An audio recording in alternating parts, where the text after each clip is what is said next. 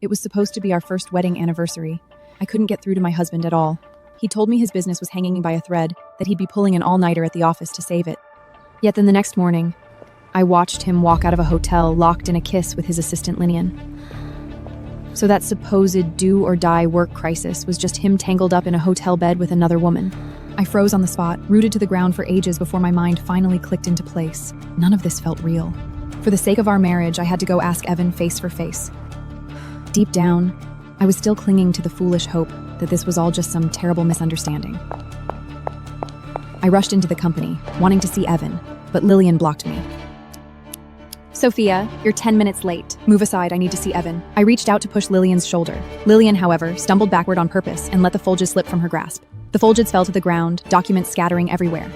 Why are you throwing a tantrum? Being late and you think you're in the right? Employees at nearby desks looked over. According to company rules, being 10 minutes late means deducting your attendance bonus and $100 fine. Get out of my way. I want to see Evan. I walked around the documents on the floor, but Lillian grabbed my arm and yanked me back hard. Evan is very busy. He doesn't have time for a low-level employee like you. The door to the CEO's office was pushed open suddenly. Evan walked out with a dark expression.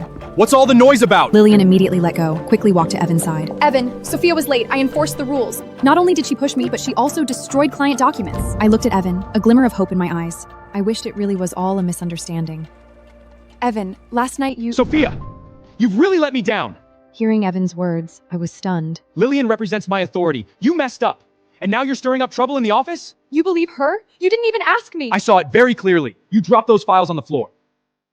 Evan, yesterday was our wedding anniversary. Shut your mouth. At work, I'm your CEO. Have some decency and don't embarrass me further. My eyes burned with tears as I stared intently into Evan's eyes. So, were you at the hotel last night for the company too? Evan's expression changed dramatically. He glanced nervously at Lillian beside him. Lillian lifted her chin and shoots me a taunting, triumphant smile. Sophia, what nonsense are you talking? Your bonus for this month is canceled. Apologize to Lillian right now.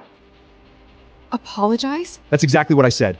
If you don't, you could pack up and leave this company today. I took a deep breath and stepped back. The tears in my eyes disappeared, replaced by a cold stare.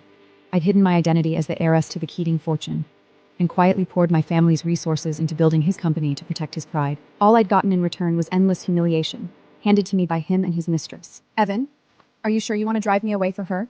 I fi-waved technology with my own hands. The company will keep turning without you. Get out! I nod slowly, grab my employee ID badge from my bag, toss it down at his feet. Fine. As you wish. I walked away from the company without looking back, leaving behind Evan and Lillian's contemptuous stares. But Evan had no idea that without me, he was nothing.